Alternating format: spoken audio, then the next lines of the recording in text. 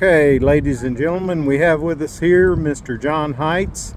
He is with his Vultee BT-13, which was a secondary trainer that was used to train pilots in World War II.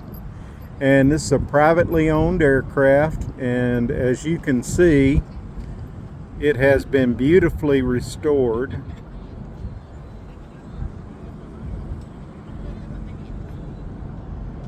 And Mr. Heitz is the pilot.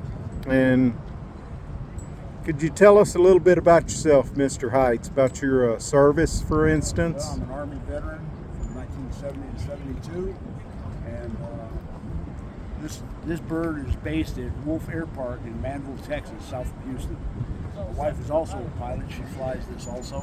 Just decided to do grandchildren instead of join us today. Okay. Could you tell us a little bit about the aircraft, about its history? Yeah, I've got all the records on this aircraft from the time it left Downey, California. That's where the Vultee plant was. It served first at Enid Army Air Force facility in Enid, Oklahoma, which is now Vance Air Force Base. It served through the end of the war. Sold to a gentleman in 1947. He took it up to Washington, flew it for a few years, sold it to a crop duster outfit, where they took the engine off, put it on a crop dusting airplane, and parked the rest of this aircraft in a barn. The gentleman that restored it found it in 1980 and spent 25 years restoring this aircraft. We bought it from him 6 years ago. So you want to just kind of show us around the aircraft, and for instance, just starting with the propeller and with the engine type. That's probably the most classic part of this aircraft. This is a Pratt & Whitney R985. Okay. It produces 450 horsepower. That's a 9.5 foot prop.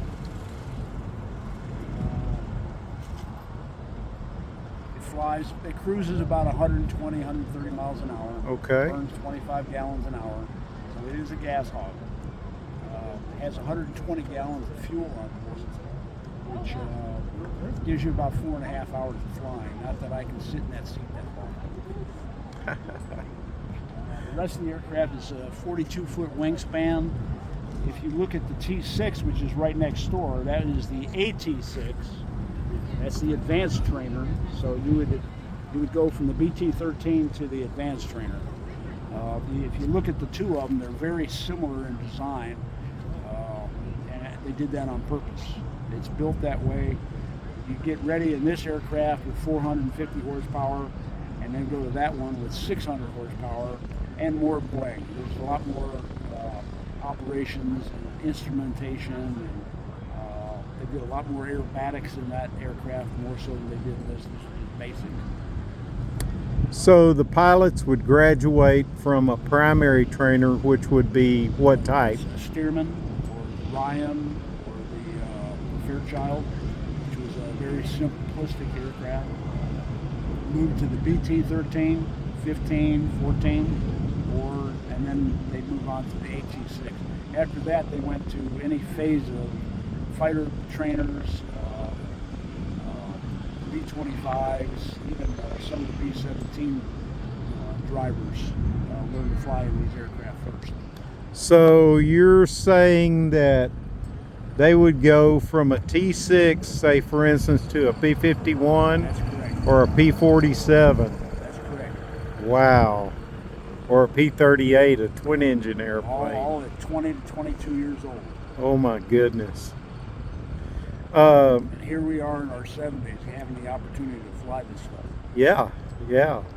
Well, let's just, I'm going to take a little walk around, if you'll just walk with me here. This aircraft is just beautiful. And you said that it originally was polished aluminum, right? That's correct. And that when you all restored it, you painted it in the training colors. That's correct. Of the Army Air Corps, which How long did the Air Corps use this paint scheme for their trainers? We've been able to find them back into the early 30s. Okay. In this paint scheme. Okay. Don't know exactly when they started that. And then later on you said that they stopped painting them. Yeah, in Just 1942 they had to really step up production, so they stopped painting them and just started sending them out just polished aluminum. Okay.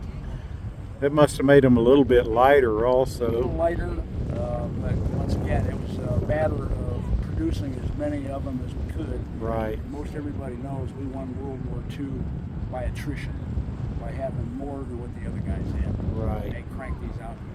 There was over 11,500 of these built, and there's fewer than 30 of the BT-13 still flying today that we know. Okay. So I'm just going to step up here, and if you'd step up to the rear cockpit there. Now, which one did the instructor sit in, and which one did the trainee sit in? The trainee sat up front, and the instructor sat in the back. Okay. The front and rear cockpit have almost identical instrumentation. There's a few things like the starter switch and a couple other things up front that the instructor wouldn't have. They're pretty simple. So you can fly it out of front or back. Okay. I like your little placard here. That's very informative. And it's part of the aircraft too, which is really neat. That's excellent. Let me grab a little bit of the empennage here. I love that rudder paint job. I guess they painted them like this so that they could see them from the tower or anywhere. Correct, yeah. The numbers on the aircraft is what's called a call sign, and every Okay. base had their own call sign and a set of numbers. All right. Enid Air Force Base had the 400 series. If you look on the T6 behind you there, I don't know where that was based, but that was a Navy trainer, and you'll see 6FI on that one. Like I said, it was a designation of that training center. So would that have been an SNJ? Yes. Okay. There was a Navy version of this also. And I have a picture of George Bush, number 41, Yes. standing on the wing in his pilot garb and his parachute backpack. Okay. At 18 years old, George Bush was flying one of these in the Navy. Navy didn't use many of these. They did have Okay. some.